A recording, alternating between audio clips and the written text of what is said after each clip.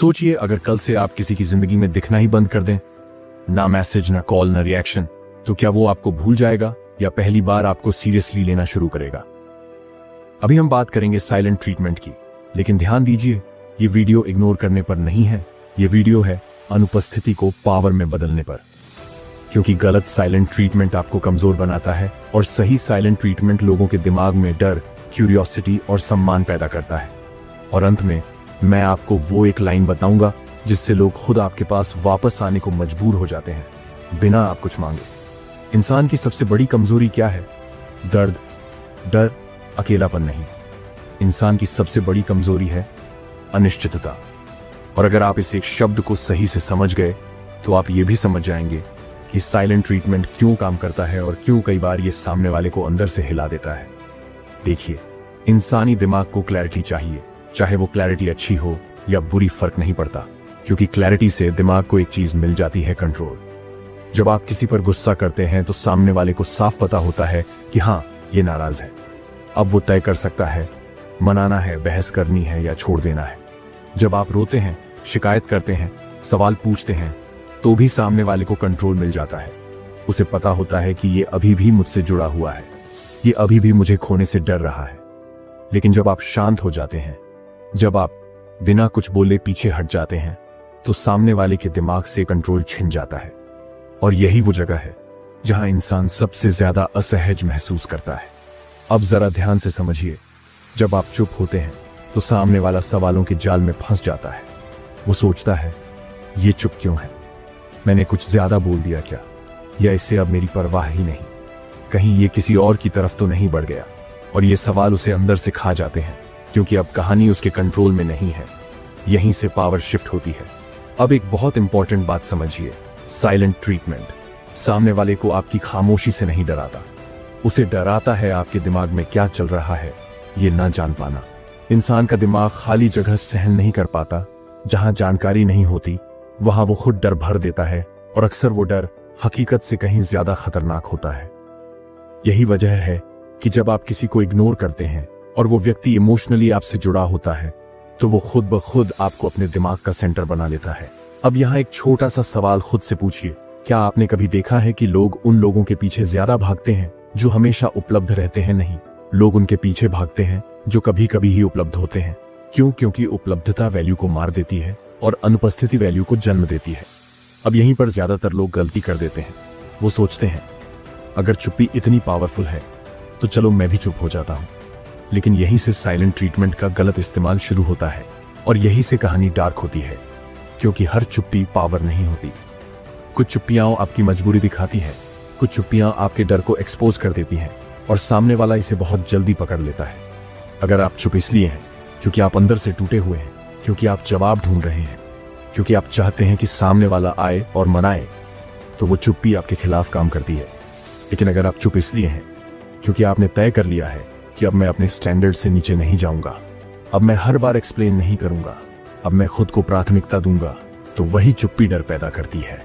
याद रखिए, लोग आपकी चुप्पी से नहीं, आपकी मानसिक स्थिति से रिएक्ट करते हैं। अगर आपकी चुप्पी में डेस्परेशन है तो लोग डिस्टेंस ले लेंगे। अगर आपकी चुप्पी में स्टेबिलिटी है तो लोग क्यूरियोसिटी में चलेंगे, और क्यूरियोसिटी रिस्पेक्ट का पहला स्टेप होता है। अब जरा इस लाइन पर ध्यान दीजिए, जो इंसान बिना बोले दूर चला जाता है वो सामने वाले को खुद से सवाल पूछने पर मजबूर कर देता है, और इंसान खुद से सवाल तब पूछता है जब उसे कुछ खोने का डर लगता है। यही फियर ऑफ लॉस है, और साइकोलॉजी में फियर ऑफ लॉस सबसे बड़ा इमोशनल ट्रिगर माना जाता है।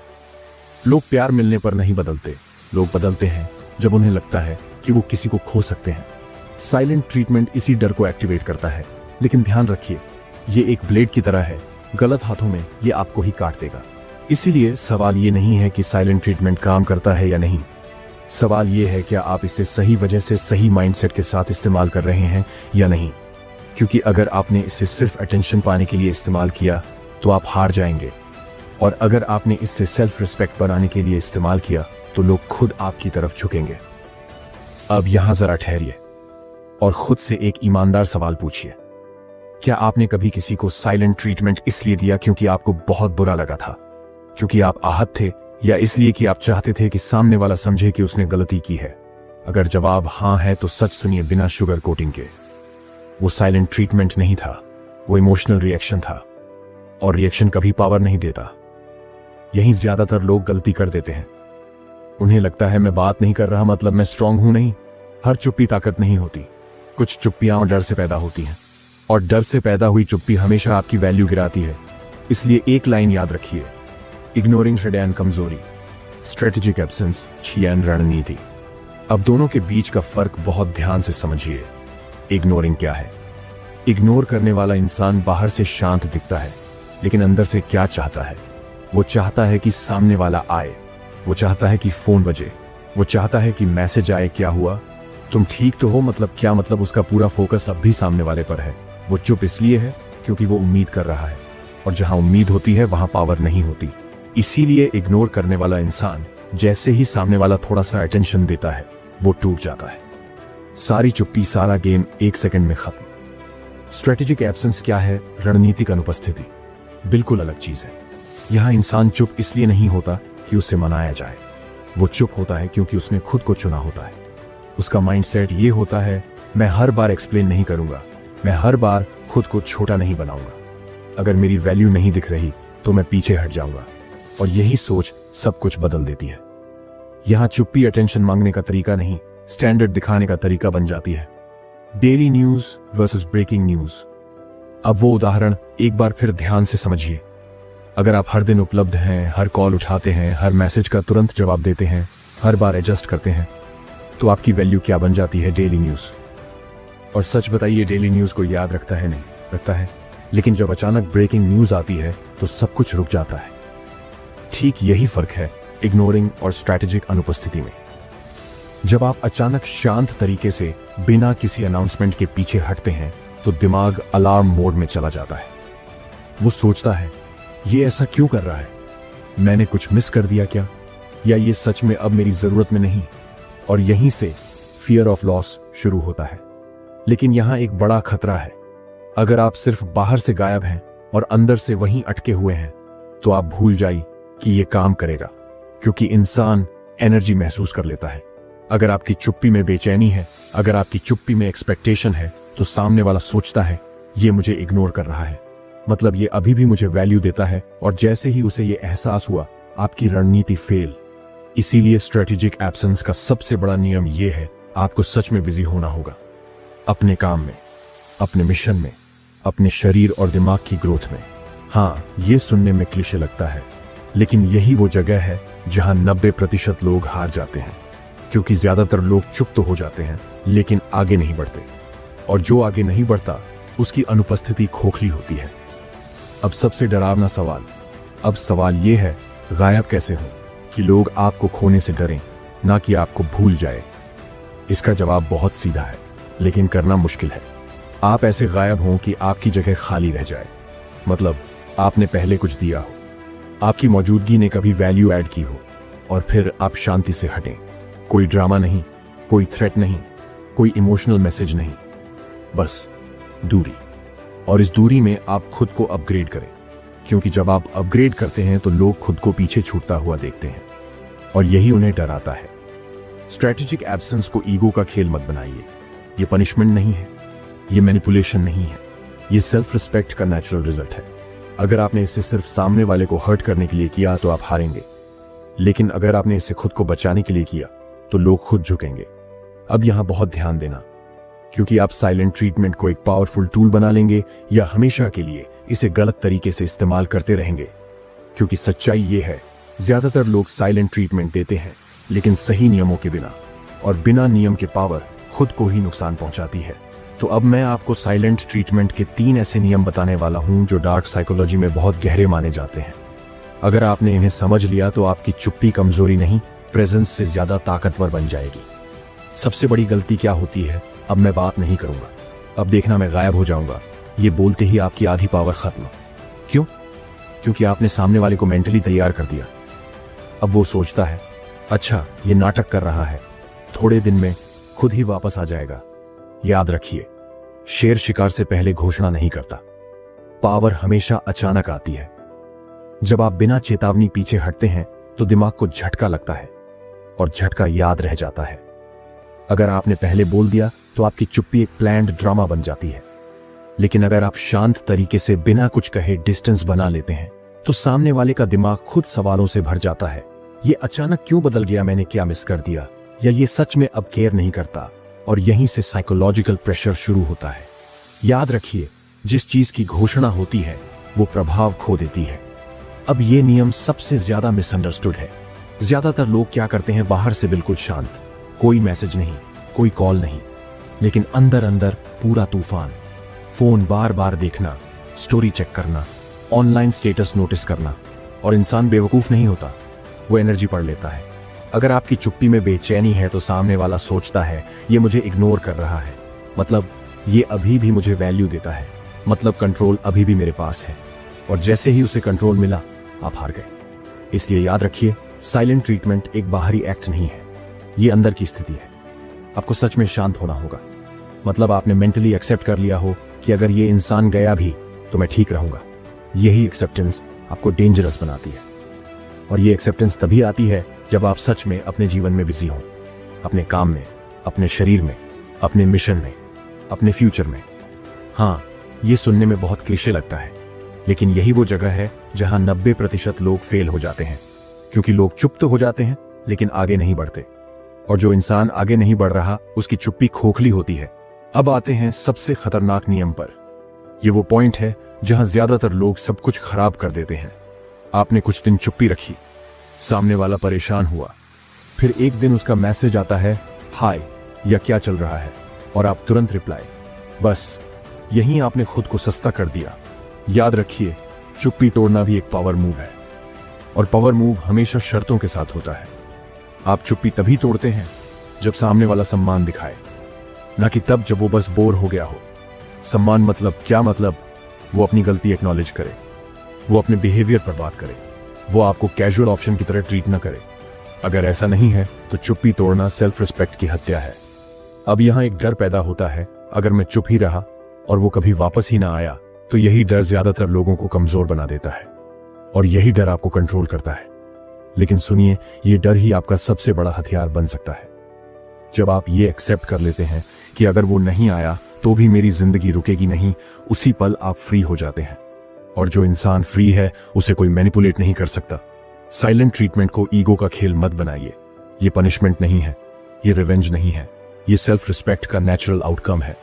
अगर आपने चुप्पी सिर्फ सामने वाले को सबक सिखाने के लिए इस्तेमाल की तो आप हारेंगे, लेकिन अगर आपने चुप्पी खुद को बचाने के लिए चुनी तो लोग खुद आपको खोने से डरेंगे।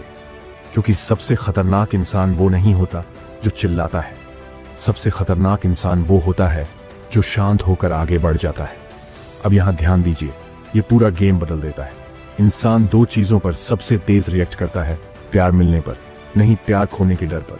ये कोई मोटिवेशनल कोट नहीं है, ये प्योर साइकोलॉजी है। आपने देखा होगा, जब तक आप उपलब्ध रहते हैं, जब तक आप कॉल उठाते हैं, जब तक आप समझाते रहते हैं, तब तक लोग आराम से बैठते हैं। क्यों? क्योंकि दिमाग कहता है ये यही है, कहीं नहीं जाएगा। लेकिन जैसे ही आप हटते हैं, जैसे ही आप पीछे खींचते हैं, जैसे ही आपकी मौजूदगी कम होती है, दिमाग अलार्म मोड में चला जाता है, और यहीं से फियर ऑफ लॉस एक्टिव होता है। अब समझिए इसे गहराई से। जब आप हर समय उपलब्ध होते हैं तो लोग आपको वैल्यू नहीं करते, वो आपको गारंटी मान लेते हैं, और इंसान गारंटी की कदर नहीं करता। लेकिन जब आप हटते हैं तो वो अपने दिमाग में पिछली बातचीत रिप्ले करने लगता है। वो सोचता है, मैंने इसे ऐसे क्यों ट्रीट किया, मैंने इसे हल्के में क्यों लिया, कहीं ये सच में मुझसे आगे तो नहीं बढ़ गया। और ये सवाल उसे चैन से सोने नहीं देते। याद रखिए, लोग तब नहीं बदलते जब आप उन्हें समझाते हैं, लोग तब बदलते हैं जब उन्हें लगता है कि वो आपको खो सकते हैं। अब यहां एक बहुत इंपॉर्टेंट बात है, फियर ऑफ लॉस तभी काम करता है जब सामने वाला आपको कभी वैल्यूएबल मान चुका हो। अगर आपने खुद को हमेशा छोटा, हमेशा जरूरतमंद, हमेशा उपलब्ध दिखाया तो हटने पर भी डर पैदा नहीं होगा। इसीलिए साइलेंट ट्रीटमेंट अकेला हथियार नहीं है, ये एक एम्पलीफायर है। ये आपकी पहले से बनी वैल्यू को तेज आवाज देता है। अब यहां ज्यादातर लोग एक बहुत बड़ी गलती करते हैं।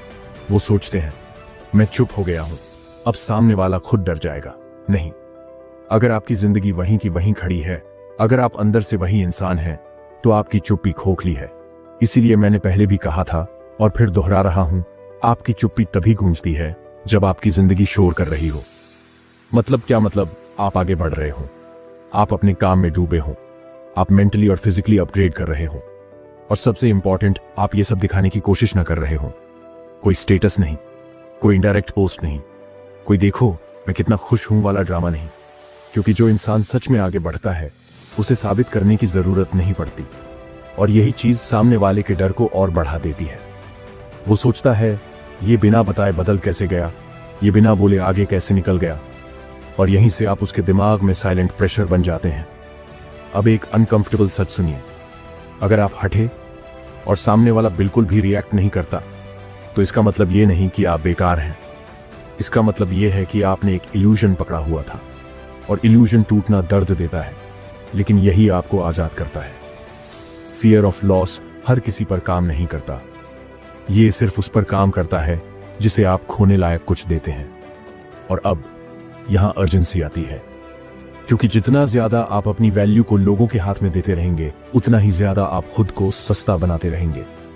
फियर ऑफ लॉस तभी स्ट्रॉन्गेस्ट होता है जब आप मेंटली तैयार हों कि अगर ये चला भी गया तो मैं ठीक हूं।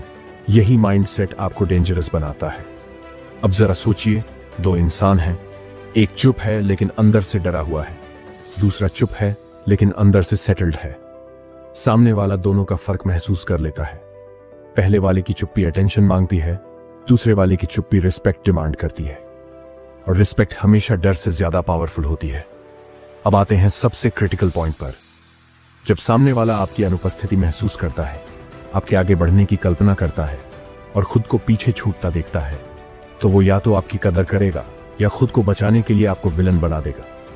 और अगर वो आपको विलन बनाता है तो समझ लीजिए डर काम कर रहा है, क्योंकि इंसान उसी को गलत ठहराता है जिसे वो खो चुका होता है। अब आखिर में मैं आपको एक लाइन की तरफ ले जा रहा हूं, एक ऐसी लाइन जो पूरे खेल को पलट देती है। लेकिन ये लाइन तभी काम करेगी जब आपने ये पूरा सच में जिया हो, क्योंकि अगर आपने सिर्फ चुप्पी ओढ़ी है और ग्रोथ नहीं की तो ये लाइन भी बेकार है। अब ध्यान से सुनिए, क्योंकि ये पूरा खेल खत्म करता है। आप चुप रहे, आपने दूरी बनाई, आपने खुद पर काम किया, और अब वो इंसान वापस आता है, मैसेज करता है, कॉल करता है, या कैजुअली पूछ लेता है सब ठीक है। यहीं पर 99% लोग सब गड़बड़ कर देते हैं। क्यों? क्योंकि अंदर का डर जाग जाता है। डर कि कहीं ये मौका हाथ से ना निकल जाए, डर कि कहीं फिर से दूरी ना बन जाए। और उसी डर में लोग या तो बहुत ज्यादा बोल जाते हैं या बहुत ज्यादा एक्सप्लेन करने लगते हैं। याद रखिए, जिस पल आप एक्सप्लेन करने लगते हैं उसी पल आप कंट्रोल खो देते हैं। इसलिए सबसे पहले ये समझिए, ये बातचीत नहीं है, ये एक साइकोलॉजिकल मोमेंट है, और इस मोमेंट में आपका हर शब्द या तो रिस्पेक्ट बनाएगा या उसे हमेशा के लिए खत्म कर देगा। अब सोचिए, अगर आप लंबी सफाई देने लगे, पुरानी बातें उठाने लगे, या ये जताने लगे कि मुझे कितना बुरा लगा था, तो सामने वाले के दिमाग में क्या जाता है? ये जाता है, अच्छा ये अभी भी वहीं अटका हुआ है, मतलब ये अभी भी इमोशनली डिपेंडेंट है, और इमोशनल डिपेंडेंसी कभी रिस्पेक्ट नहीं बनाती। इसीलिए मैंने कहा ना, लंबी सफाई, न शिकायत, न गुस्सा, बस एक लाइन। मैंने खुद पर काम करना शुरू कर दिया था, बाकी चीजें अपने आप क्लियर हो गई। बस अब आप सोच रहे होंगे, इतनी सिंपल लाइन में इतनी पावर कैसे? यही साइकोलॉजी काम करती है। इस लाइन में 3 हिडन मैसेजेस हैं। मैं रुका नहीं, मतलब आप उसकी गैर मौजूदगी में टूटे नहीं, आपने इंतजार नहीं किया, आपने अपनी जिंदगी को पॉज नहीं किया। ये सामने वाले के दिमाग में सीधा झटका देता है, क्योंकि ज्यादातर लोग ये मानकर चलते हैं कि दूसरा इंसान वहीं अटका रहेगा, और जब ऐसा नहीं होता तो ईगो को चोट लगती है। मेरी क्लैरिटी बाहर से नहीं आई, आपने ये नहीं कहा अब मुझे समझ आ गया कि तुम कैसे हो, या अब मैंने एक्सेप्ट कर लिया है। आपने कहा मैंने खुद पर काम किया, मतलब आपकी क्लैरिटी उससे नहीं आई। और जब आपकी क्लैरिटी किसी दूसरे इंसान पर डिपेंड नहीं करती तो आप ऑटोमेटिकली पावरफुल हो जाते हैं।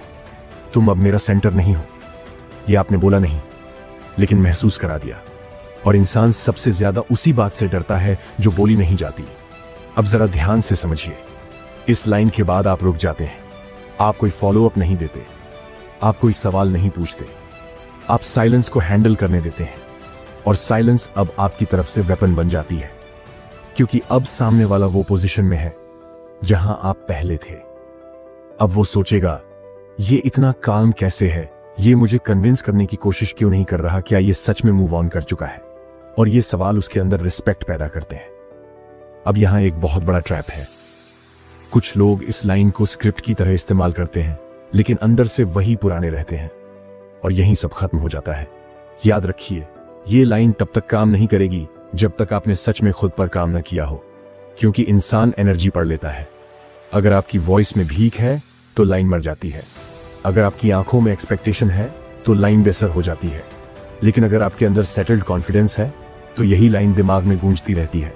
अब सबसे डरावना सवाल, अगर ये लाइन बोलने के बाद भी वो इंसान आपको खो दे तो क्या यहीं पर आपकी असली जीत है? क्योंकि अगर किसी को आपका बेहतर वर्जन भी नहीं रोक सकता तो वो कभी आपके लायक था ही नहीं।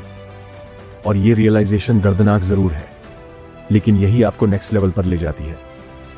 याद रखिए, रिस्पेक्ट मांगी नहीं जाती, रिस्पेक्ट निगोशिएट नहीं की जाती। रिस्पेक्ट तब आती है जब सामने वाला ये देख ले कि आप बिना उसके भी पूरे हैं, और यही कंप्लीटनेस आपको रेयर बनाती है। इसलिए अर्जेंसी ये है, खुद पर काम करना पोस्टपोन मत कीजिए, किसी के बिहेवियर बदलने का इंतजार मत कीजिए, क्योंकि जिस दिन आप खुद के साथ खड़े हो जाते हैं उस दिन दुनिया आपको अलग नजर से देखने लगती है। और अंत में मैं एक बात बहुत साफ कहना चाहता हूं, आपकी चुप्पी, आपकी अनुपस्थिति और आपकी एक लाइन, ये सब टैक्टिक्स नहीं है, ये आपके अंदर हुए बदलाव का नेचुरल रिजल्ट है। और जब बदलाव रियल होता है तो रिस्पेक्ट खुद चल कर आती है, हमेशा।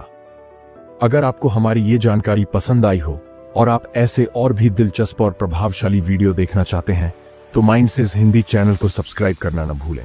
हम आपके लिए हर दिन कुछ नया और खास लाते हैं, तो जल्दी से सब्सक्राइब करें, बेल आइकन दबाएं और हमारे साथ जुड़ें।